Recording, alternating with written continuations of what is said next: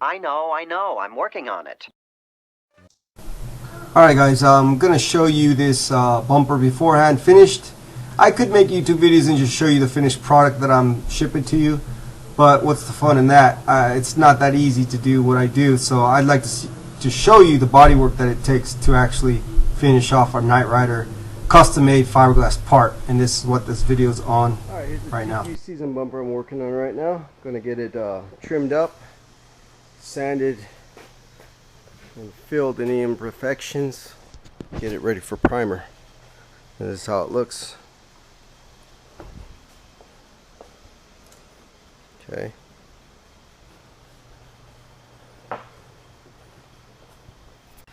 So I've made videos of this many times showing you how I finish off my bumpers, but I'm gonna do it again just because it keeps me entertained when I'm doing it, gives me a purpose, might help somebody out along the way as well. If somebody's watching it for the first time and then see my old videos.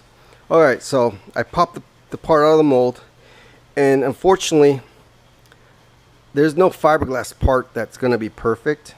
So what I do, if I can, if it's sunny day, I'll put it out in the sun, and that will help me find down any air pockets that were in the layup. And after you bake it in the sun, you'll see a little high spot if there's an air pocket in your part, and that makes it easy to find them and pop them out. And what an air pocket is when there's air that gets trapped under the gel coat and in between the gel coat and the fiberglass. So we use rollers. I have all kinds of different rollers to try to get the air pockets out, like these. Alright, different sizes and such, but you're not always going to get them out. There's always going to be even the smallest of air pockets that get stuck. So next I go around popping any little air pockets in the parts, and again you'll see a high spot. Try to find one on here because I've already found most of them, but let's see if I can find another one right there. Okay, it's just a little void. Now if you don't pop these out and say you primer over it, the primer is pretty thick that I use, but there's a possibility that later on the sun can heat it up on a hot day and that little air pocket will pop, and then you'll have a void in your part there. You don't want that, so try to find any air pockets in it, throw it in the sun. If you're still unhappy, throw it in the sun again until you find them all. Then I'll take this it's my little pick here, and I'll run it over the side. You can see I already got all these air pockets over here. Air pockets are very common on a 45-degree angle or a 90-degree angle here. Okay, and that's just because of the way the glass bends in there. You could try to lay some glass just in this edge before you put your mat in there, like the full piece, and sometimes that works, but you know, from the most part I've learned just to pop the air pockets if you get them, and just fix them, and you won't have problems with them again. See, on this side, run your thing, and not everybody knows this. If I would have showed you the bumper, you wouldn't see any problems in it. Okay, right here, no problems. But the way you find out is you really gotta go over it, because let's say I didn't do this. You install this, you install this on your car, and it hits something right where there's an air pocket, and then you'll have to go and you'll have to repaint your whole bumper if that happens. And I don't want you to have to go through that, so that's why I go and I check everything for you, so you don't have any issues later on. And this might seem like you're destroying the bumper a little bit, and you are, because like I said, you don't want any air pockets in here. See, there's an air pocket on the edge right there. That's not good, you know. You need to fix those before primer. So that's about it. You can see where the air pockets are. There's a few here, one here, several up here on this edge, a couple here, about 2 or 3 on top there, and a few here. So there's a couple more here that I can see. And I've been doing this a long time, so I've learned little shortcuts on how to get this stuff perfect. So right here, this looks like a high spot. See that? This has been baking in the sun for 2 days. So I know exactly where the air pockets will be because they're going to be high spots. Again, this is going to do nothing to the bumper other than make it more sturdy and more professional. Because again, nobody wants a bumper that they have to fix after it's been painted. Yeah, there's a big air pocket there. There's a little one here. And I don't care who you bought the parts off. Say you didn't buy it off me. Most of my stuff's going to be finished. I don't sell too many out of mold anymore because of this issue. Because my name's on it, and if I ship you something that looks perfect and you don't know to do this little step to look for air pockets and stuff, and you go and primer it, and then later on you're going to have issues of delamination of the gel coat or whatever, and you're going to blame who? The vendor. So I prefer just to do this. And if I was to do this for you and sell it out of mold and send it to you, you're going to go, what the heck? I got a bumper, it's imperfect. So I don't want to do that either to, to anybody out there. So it's what I do, guys. I know how to fix these things, so I prefer just to do it. Billy Gunter, he was really good at finishing off parts, and he had a good history of shipping out his parts and good good glass layup. And that's because he finished all his parts. I can imagine if he did out of mold, he'd have a lot more complaints. When he was in business, he was posting if he should do out of mold. I actually told him no, I wouldn't do it, because I've been doing out of mold since I started this Night Rider business, and all I do is get complaints. Because wanting to build a Night Rider car and knowing how to build a Night Rider car is two different things. Anyone could want a Ferrari, a Corvette, a Night Rider car, but if you don't know how to build it, if you don't know how to work with fiberglass, you don't know how to work with motors, if you got a bad motor in a car, it's never going to get finished unless you hire out someone to do it. So, but I know a lot of us that build these cars, we just can't afford, to pay someone. So we got to do the stuff ourselves. But if you don't know what you're doing, guys, it's best if you can afford it just to have somebody do this stuff for you.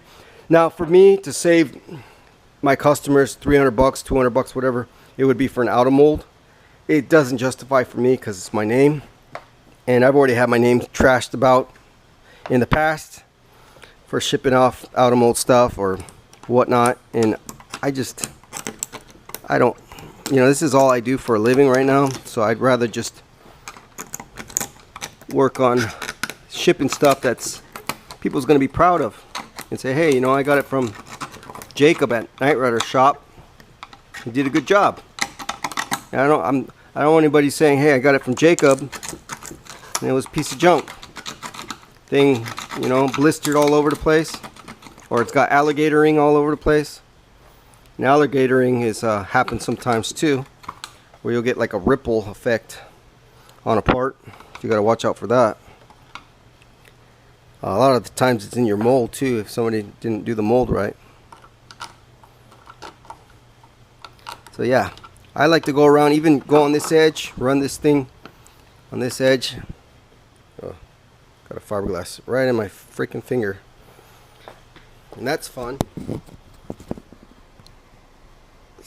It's like worse than getting a wood sliver. Oh, a little bugger. Check that out. So you got to deal with that. It's fun stuff, but not everybody's gonna want to work with this stuff. I wish I didn't have to work with it. I wish I could just pay someone to do this for me, but then my parts would have to be more money, because whenever you hire someone else to do the work for you, you got expenses. I just really can't afford that. I don't make that many sales to do that. Now, if Night Rider if they made a movie or something and it got popular again and everybody was buying these, okay, maybe you'd have some money to go and hire a guy or two to help you do this kind of stuff.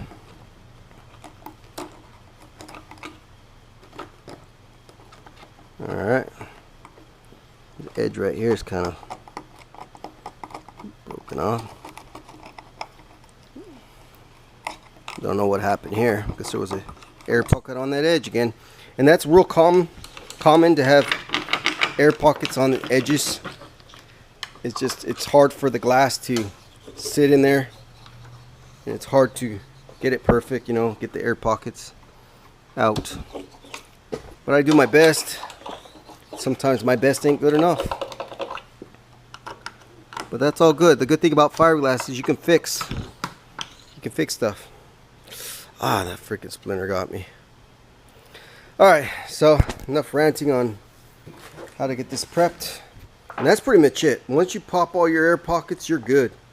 I mean, that's when you have the filler step and you're going to fix all your little imperfections. Here I don't usually try to get it perfect because this is the inside. You're never going to see it unless you open up the hood, and even then you can't really see back here. But I like this for reinforcement. This really strengthens the top, so I don't cut that off. I leave that there. That was built in there on purpose. But again, I don't have to have this all perfect. I try to, you know, I usually put filler on that to smooth it out anyway. But next step is I gotta trim off all my extra glass all the way around. That takes me a good while just to do that. It's kind of hard to reach in here. I gotta do inside here, cut all that out. Fun stuff. So I'm gonna go work on that off camera because that takes me a good 30 minutes to an hour just do the cutting.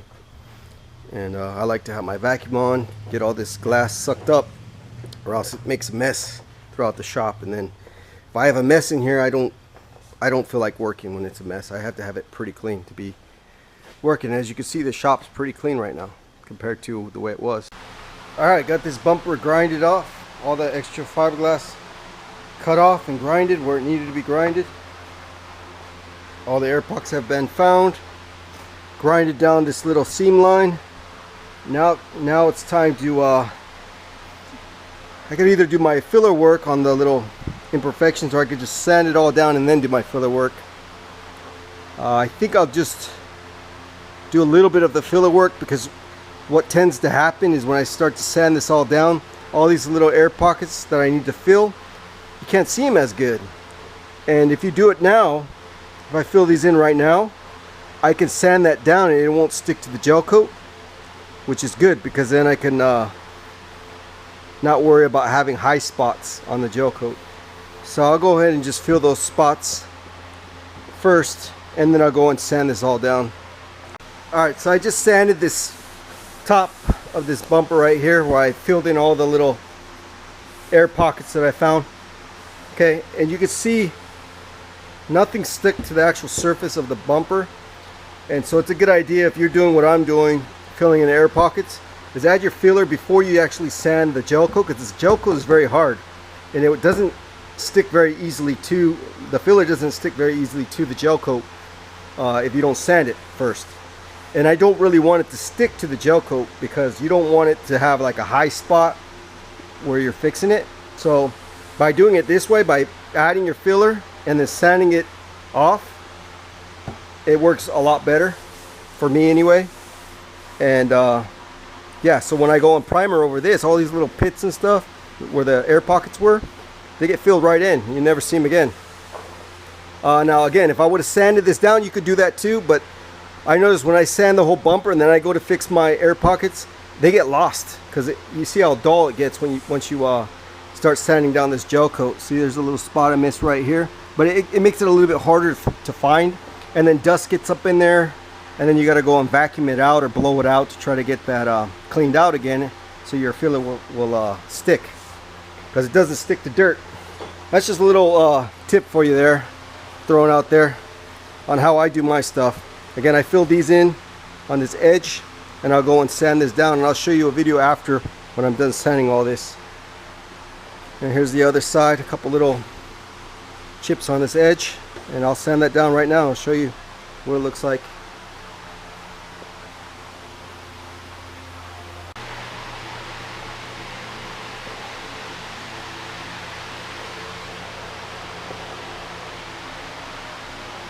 Alright, I'm fixing the inside tab, even though you won't see it, just smoothing it out, make sure it looks good on the inside as well. Added some more filler in some spots I needed to. Starting to get this mold line, some filler on that.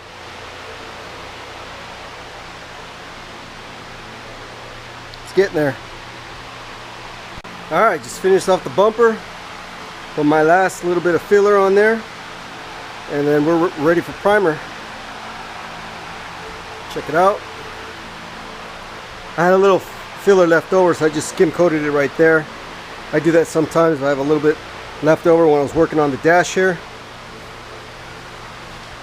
Never hurts to add a little bit more filler on something, especially if it's got little imperfections on it. 3M Platinum Plus, good filler. That's what I always use. Can't wait for primer. And one more thing, guys, I don't know if you guys know it, but gel coat, when you get a fiberglass part and it's in gel coat, you have to sand every square inch. I mean, literally, all the nooks and crannies, everything has to be sanded before you primer it. Because if you don't do that, the primer will not stick, because gel coat is very shiny, has a shine to it, glossy, and it just won't stick unless you sand it.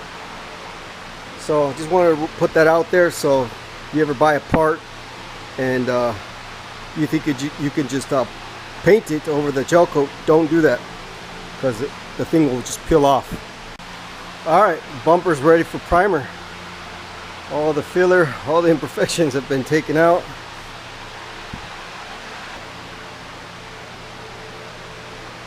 Alright, and I even fillered the inside. Well, you don't even see that.